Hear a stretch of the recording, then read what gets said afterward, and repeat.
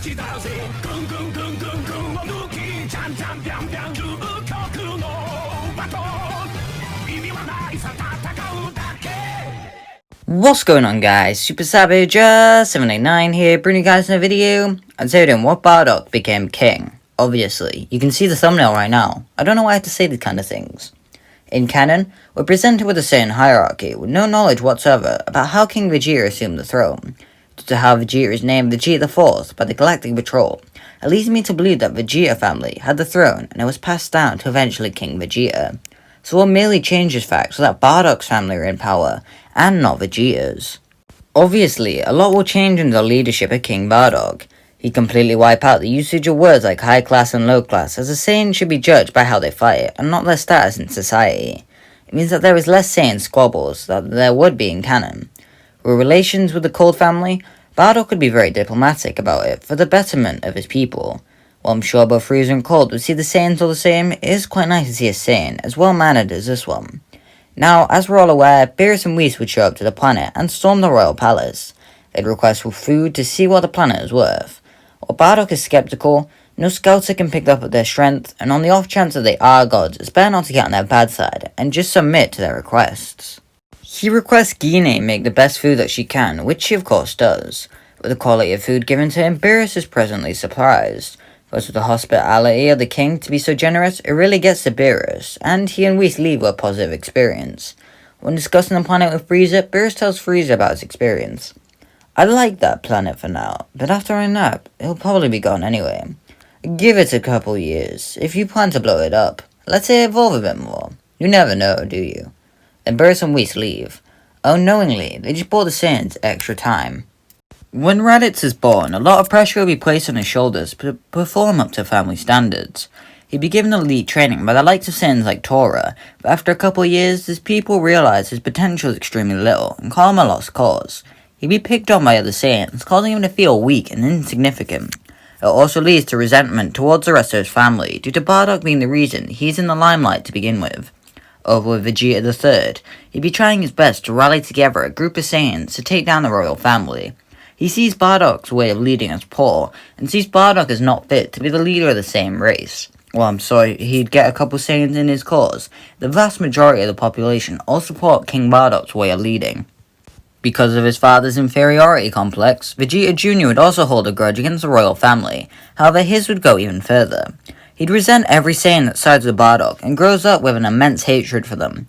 But eventually, he'd even see the Saiyans that side with his father, and his father himself as weak. It means that Vegeta believes he's the only Saiyan worth something. Vegeta would take high-ranked missions, even with knowledge they won't be suitable for them. His body would constantly get beaten around and leave him near death a number of times. Every time, though, he comes back even stronger, leaving him as one of the strongest Saiyans alive at a ridiculously young age. When Kakarot is born, he won't be sent to Earth due to there not being a necessity to send him away. So he'd grow up with his fellow Saiyans on planet Bardock. It'd be fun to see his goofy personality around his parents and other Saiyans, and he'd be beloved by most of them. Kakarot would be given elite training just like Raditz. However, Kakarot actually grows from the training and shows off his high potential for a Saiyan. He'd primarily be trained by Nappa, however I'm sure Tora would help out from time to time. This further builds up Raditz's resentment for him and the other Saiyans. By the age of 5, Kakarot would be given his own Saiyan squad.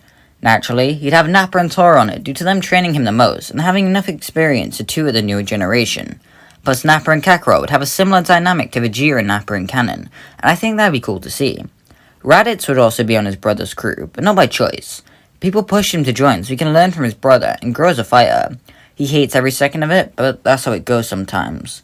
The other two people on his crew are Broly and Talbot. Why are they there, you may ask? Well, Vegeta not having the authority to send them either off planet, both would remain on planet as regular Saiyans, and due to their personalities, the duo, as well as Kakarot, are all good friends.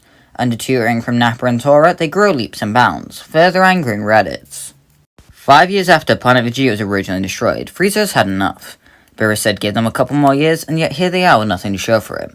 Simple buffoons. He'll eradicate them all. Zarbon brings up how they should maybe let Prince Kakarot's unit survive. They could be useful for the Empire in the future, plus there's no way any of them could reproduce since they're all male. The rest of them need to be eradicated, however. Team Kakarot is given an intense mission, so they'll be off planet for quite some time.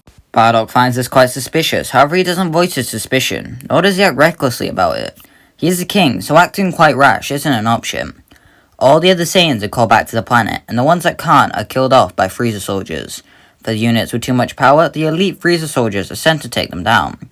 Zarbon will be sent to handle Vegeta's unit, and with ease they're all taken down. All except for Vegeta himself.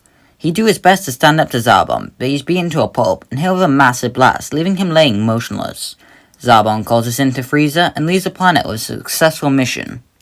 Zarbon had made a grave mistake here, however. He didn't account for Vegeta surviving. He's near the brink of death, of course, but he manages to just barely cling to life. On realizing that the Saiyans have been betrayed, Vegeta realizes the perfect opportunity has been opened for him. He gets in a space pod and flies away to go and make his own empire, live his own life under his own order, and not of those he considers weak. Naturally, every Saiyan is killed by Frieza, however Bardock doesn't attack Frieza due to being at the castle. They all watch as a supernova comes down to the planet. Bardock cradles his wife as he tells her it's okay, their kids will stop the tyrant and live safely. She asks how he can be sure, and he says that he made sure. Then the planet explodes, killing off the Saiyan population. News reaches the 6 Saiyan survivors, who all have varying reactions. Kakarot, Tabo, and Broly are all extremely emotional and begin weeping immensely. Broly's power begins to rise rapidly, which Tora notices but doesn't voice. Both Nappa and Tora mourn the death of their fellow Saiyans and promise to carry on King Bardock's will. As for Raditz, he doesn't really care. They're dead, so what? They were weak regardless, they deserve death. For years, the Saiyans would continue serving under Lord Frieza, doing missions together. With the personality of Kakarot as well as Broly and Tabo, the units feel much closer and more like friends and workers.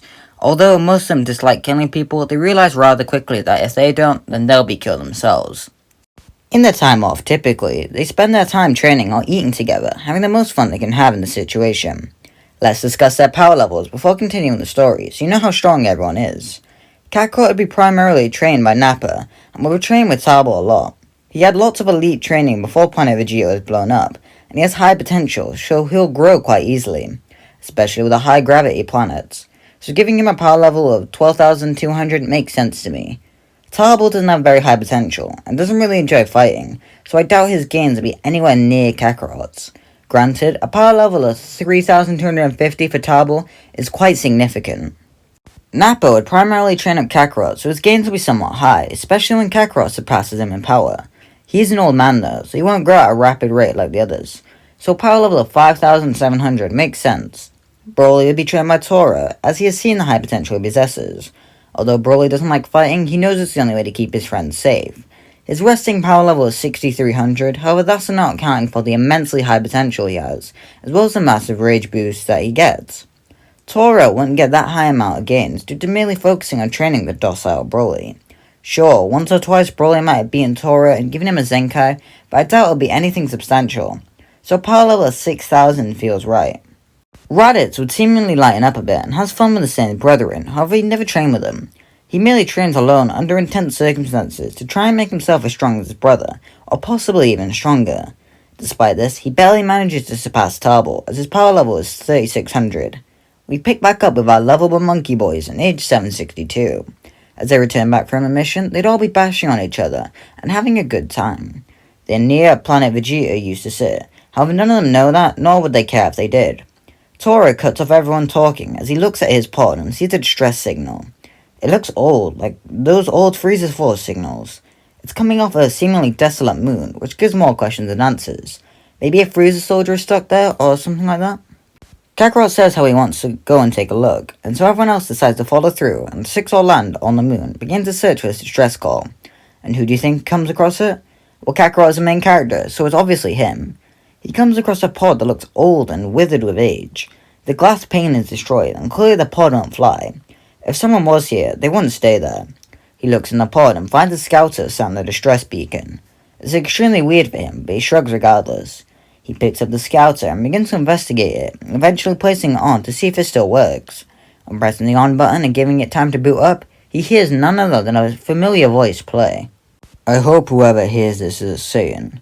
My name is Bardock, and I was the king. I recorded this message so the truth of the Saiyan's destruction will be known. Whatever Frieza told you was a lie. He destroyed the planet, I'm sure of it. Whoever hears this, you need to avenge us. Avenge us all. and please, keep Kakarot and Raditz safe. Hearing this overwhelms Kakarot. He doesn't know what to think. His father knew about it, and he didn't do anything? What's happening? He calls all his comrades and chose each and every one of them to come see it. As Raditz listened to the message, the others all begin debating on what to do. They can't just fight, especially how they are now. They'd be killed immediately, so what do? Raditz destroys the scouter, claiming that they can't have anyone find the message. They need a strategy, and they need a rebellion. If they can get an army together with a perfect strategy, they have the slimmest chance to overthrow Frieza. Everyone agrees and begins to prepare a strategy so they can take down the tyrant and avenge the Satan race. And that's going to be it. Make sure you like, subscribe, and comment below, subscribe in the next part. If you like it, make sure you hit the like button as it lets me know you want more parts. I really like the way I've handled part 1. Even though it's mostly backstory, it does set up some sagas to come. Let me know what you think is going to happen with Vegeta and the other Saiyans. And yeah, bye!